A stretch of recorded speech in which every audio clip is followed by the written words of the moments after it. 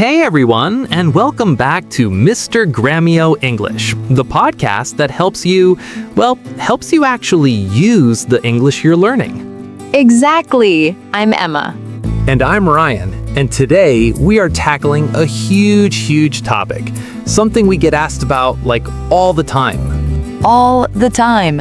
It's the big one. How to move from textbook English to, real life, natural, flowing conversation. Yup, how to actually talk to people without freezing up. So if you've ever felt stuck or awkward in a conversation, this episode is for you. Okay, so let's just dive right in. Why is it so hard?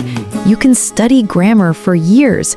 You know all the vocabulary, but then someone asks you, how's it going? And your brain just shuts down. Total blue screen. Yeah. I think a big part of it is that the English you learn in school it's so clean, right? It's perfect. Oh, totally. It's scripted. Nobody actually talks like that. People interrupt, they use slang, they mumble.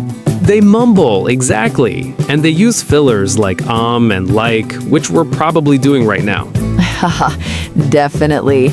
And then there's the fear, right? The fear of making a mistake and looking stupid. That's the biggest barrier, for sure. It's this mental block. But the thing is, you have to make mistakes. That's literally the only way you learn. It is. It's proof that you're trying. Okay, so what's our first, practical tip for breaking through this? For me, it's gotta be about listening. But not just hearing the words. No, not at all. It's active listening. It's about paying attention to how people say things. The rhythm, the intonation, the little words they use to connect ideas. Right, like when you're watching a movie or a TV show, don't just put on the subtitles and read. Try to listen to the flow. Notice when their voice goes up or down. Notice the pauses. Yeah, and notice the questions they ask each other to keep the conversation going. It's not always about having something brilliant to say. Sometimes the best thing you can do is just ask a good follow-up question. It shows you're engaged. That's such a good point. It takes the pressure off you to be the one talking all the time. You can just be the listener. And people love talking to a good listener. Totally. It makes you a better conversationalist without even saying much. Okay, so once you've been doing a lot of active listening, what's next? My favorite technique, and I tell all my students this, is shadowing. Oh, I love shadowing. Can you explain what it is for anyone who hasn't heard of it?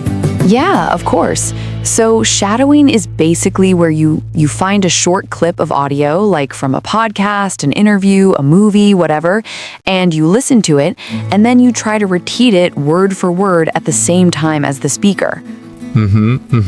You're not just repeating the words, you're trying to copy everything. Their accent, their speed, their emotion, their pauses. It feels really weird at first. Super weird. You feel kind of silly doing it, but it's like muscle memory for your mouth. It trains your tongue and your jaw to make the sounds of natural English speech without you having to consciously think about every single syllable. Exactly. It connects the listening part of your brain to the speaking part. You start to feel the rhythm of the language physically. Even just 5 minutes a day makes a huge difference. Okay, that's a great one. My last tip is all about lowering the stakes. The reason we freeze up is because the pressure feels really high. Right, like you're in a job interview or something. Yeah, so you need to find ways to practice where it just doesn't matter if you mess up. And my number one way to do this is talk to yourself. Yes, people think it's crazy, but it's brilliant. It is.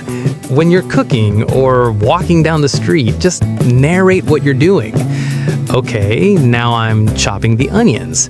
I need to be careful not to cut my finger. There's zero pressure. Nobody's listening. And then you can build up from there. Like, go order a coffee in English. The interaction is short, it's predictable. Can I get a large latte, please? The barista doesn't care if your grammar is perfect, they just need to understand your order.